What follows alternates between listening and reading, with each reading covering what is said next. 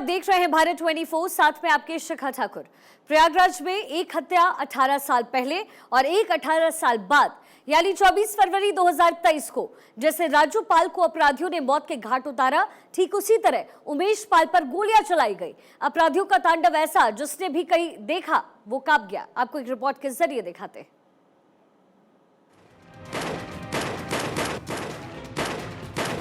बम से हमला, ताबड़तोड़ फायरिंग, सरेआम दहशत,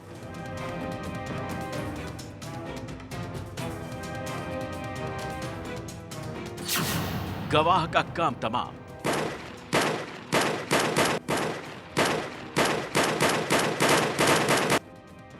एक एक करके पहले ये सीसीटीवी फुटेज देखिए। अब हमलावरों की गिनती कीजिए। 1 2 3 4 5 6 यानी पूरे 6। ये पूरा नजारा है संगम नगरी प्रयागराज का, जहां सरेआम बीएसपी विधायक राजू पाल मर्डर केस के मुख्य गवाह उमेश पाल की सरेआम हत्या कर दी गई।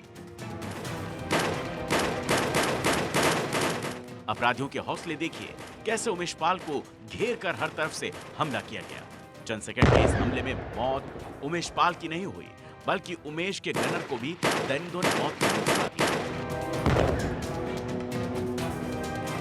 हमले के वक्त आसपास लोग मौजूद रहे, अपनी जान बचाते नजर आए। कोई गाड़ी छोड़कर भागा तो कोई अपना ठेला, किसी ने अपनी दुकान का शटर गिरा दिया। 3-4 अपराधी यहाँ गोलियां बरसा रहे थे, वहीं एक बदमाश लगातार बम फेंक रहा था।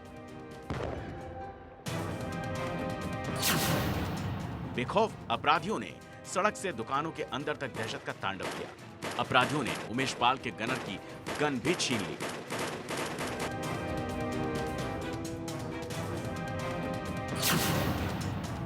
सीसीटीवी फुटेज साफ पता चल रहा है कि हमलावर 6 थे, जिनमें से 2 बाइक, 2 कार, जबकि बाकी किसी दूसरे वाहन से आए थे।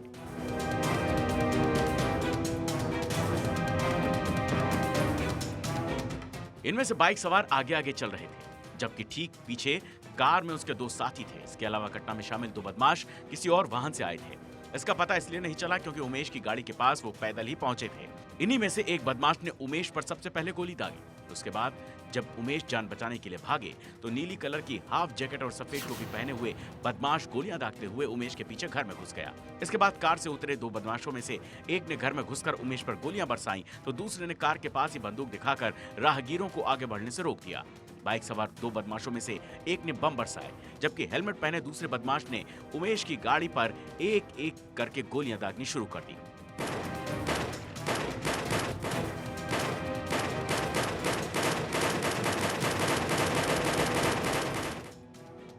उमेश पाल बीएसपी विधायक राजू पाल हत्याकांड के एकमात्र चश्मदीद गवाह थे। शुक्रवार को वो एक मामले की सुनवाई के बाद घर लौट रहे थे, तभी हमलावरों ने योजनाबद्ध तरीके से इस हत्याकांड को अंजाम दिया। फिलहाल हमलावरों की तलाश के लिए पुलिस ने कई टीम लगा रखी है।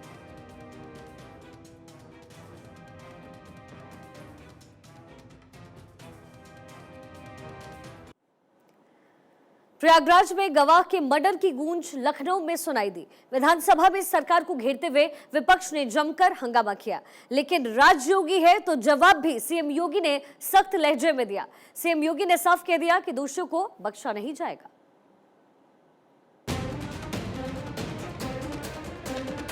हम भी इन बातों को कह रहे हैं, क्या ये सच नहीं?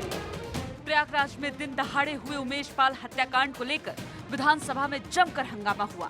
विपक्ष ने सदन की कार्रवाई शुरू होते ही प्रदेश के कानून व्यवस्था पर सवाल उठाना शुरू कर दिया। विपक्ष को जवाब देने के लिए मोर्चा उत्तर प्रदेश के सीएम योगी आदित्यनाथ ने खुद संभाला। सीएम योगी के तेवर आरोपियों को लेकर सख्त थे। सीएम ने सदन में 2 टूक कहा कि दोषियों को मिट्टी में मिला देंगे। जिस अतीक अहमद के खिलाफ पीड़ित परिवारों ने मुकदमा दर्ज कराया, उसके परिवार के खिलाफ, वो समाजवादी पार्टी के द्वारा पोषित माफिया है और उसकी कमर को तोड़ने का काम हमारी सरकार ने किया है। और फिर मैं कहता हूं, इसे हाउस में कह रहा हूं, इस माफिया को मिट्टी में मिला देंगे। सीएम योगी ने साफ कहा, दोषियों को बख्शा नहीं जाएगा। साथ ही उन्होंने समाजवादी पार्टी पर सवाल भी उठाए। उन्होंने कहा, ये जो अपराधी और माफिया है, आखिर ये पाले किसने हैं?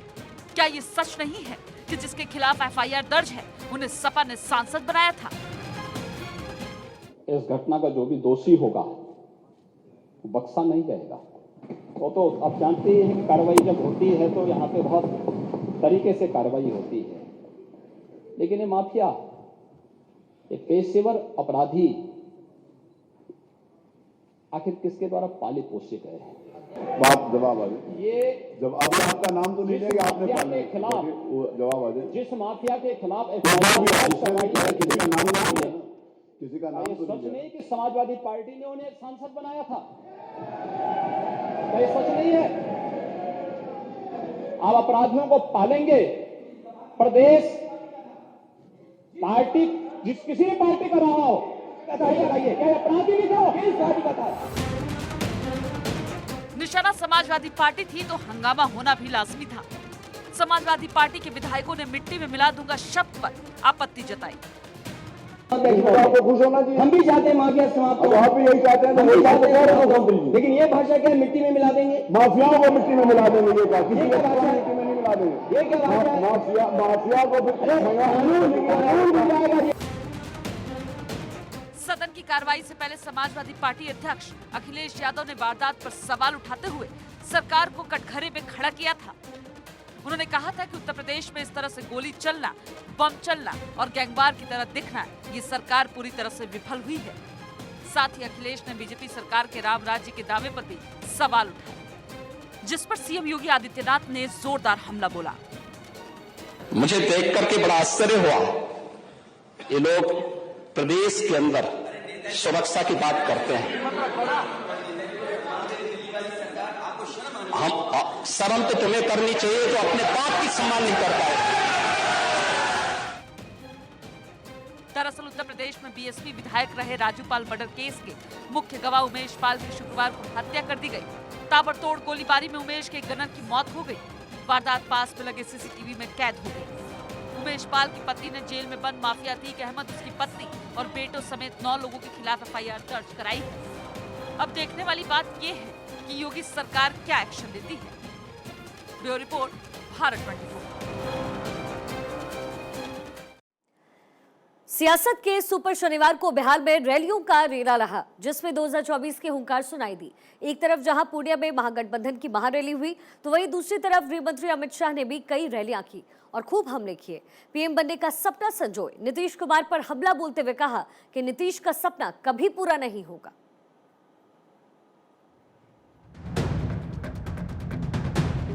बिहार में चुनावी शंखनाद हो गया है। 2024 की जंग के लिए सभी पार्टियां चुनावी मैदान में उतर गई हैं। पूर्णिया में महागठबंधन की महारैली हुई, जिसमें गठबंधन के सभी 7 दलों के नेता शामिल हुए।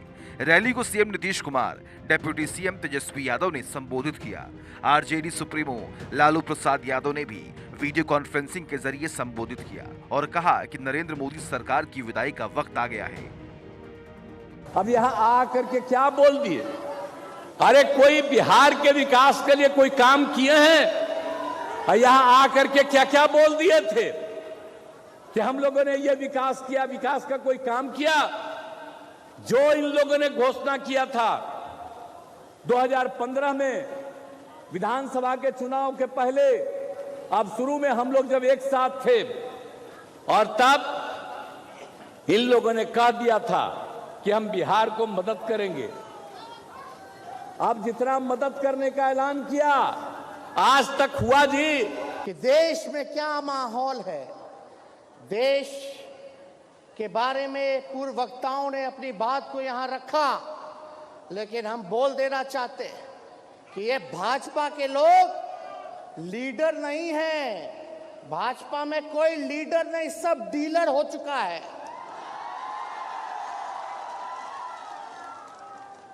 तो इसलिए ये लोग देश के संविधान को, लोकतंत्र को खत्म करना चाहते हैं। एकजुट रहिए और कोई भी आपको तोड़ नहीं सकता है जब तक हम लोग एक हैं। हमको देश बचाना है, बाबा साहब अम्बेडकर के संविधान को बचाना है, बिहार को आगे बढ़ाना है। गृह मंत्री अमित शाह ने भी बिहार में हुंकार भरी। वाल्मीकि नगर में गृह मंत्री अमित शाह ने मुख्यमंत्री नीतीश कुमार पर करारा हमला करते हुए कहा, जिस जंगल राज के खिलाफ नीतीश कुमार ने बीजेपी के साथ सरकार बनाई, फिर नीतीश उसी जंगल राज के जनक लालू यादव की गोद में बैठ गए। मध्य प्रदेश में मामा शिवराज सिंह चौहान जहां एक तरफ लोगों की सेवा में जुटे हैं, वहीं दूसरी तरफ उनके ही विधायक मिट्टी पलीत कर रहे हैं। ऐसा ही मामला उज्जैन के महिदपुर में सामने आया। देखिए एक रिपोर्ट।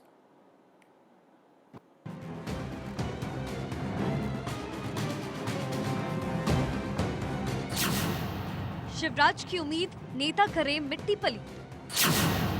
मामा दे सौगात, विधायक को ना आए रास। मामा भांजी के बीच दरार पैदा करते विधायक। उज्जैन के महिदपुर के बीजेपी विधायक बहादुर सिंह चौहान एक बार फिर से विवादों में आ गए हैं। इस बार मामला थोड़ा अलग है। सीएम से हाथे पांव पीड़ित लड़की राधा ने मिलकर इलाज की गुहार लगाई, जो विधायक साहब को नागवार गुजरा। शायद उन्हें लगा कि सीएम के सामने उनकी छवि खराब की गई, जिसके बाद उन्होंने पीड़ित को बुलाकर धमकाया और दोबारा सीएम के आने पर उनके सामने न पड़ने को कहा। साथ ही ये भी कहा कि जितने पैसे चाहिए ले लो, लेकिन दोबारा ऐसा नहीं होना चाहिए। उन्होंने पहले ही जो कहे कि धमकी भरे अंदाज में उस बच्ची को इस तरह से बोला गया। अब क्या बोला गया, बच्ची खुद अपनी व्यथा वह बताएगी। आप जिनसे बात करेंगे, गुड़िया, जैसा कि ये आपको कलेक्टर साहब ने बुलाया और तमाम तरह की बातें जो है वो सामने निकल कर आई। उपचार के लिए खुद प्रदेश के मामा ने, आप भांजी हो, आपके लिए इलाज के लिए उन्होंने कहा, लेकिन वहाँ के विधायक की बात करें तो उन्होंने आपको आखिर से क्या बात बोली जिससे आप इतनी उदास और आप हो गई? उन्होंने बोला कि हम 10 लाख नहीं तो 15 लाख दे देंगे और मंच पे मत चढ़ना ऊपर, और हम मेरे घर पे आके ले जाना पैसे। और क्या बोले, क्या मतलब डराने की कोशिश करी? ऐसा क्यों चेहरे से साफ दिखाई दे रहा है? उन्होंने बोला कि उनके सामने बोलना मत। ऐसा तो आपने बोला नहीं कि मैं भी एक गुड़िया हूँ, मेरे पैर की ऐसी तकलीफ है, फिर आप इस तरह से मेरे से क्यों बोल रहे हो?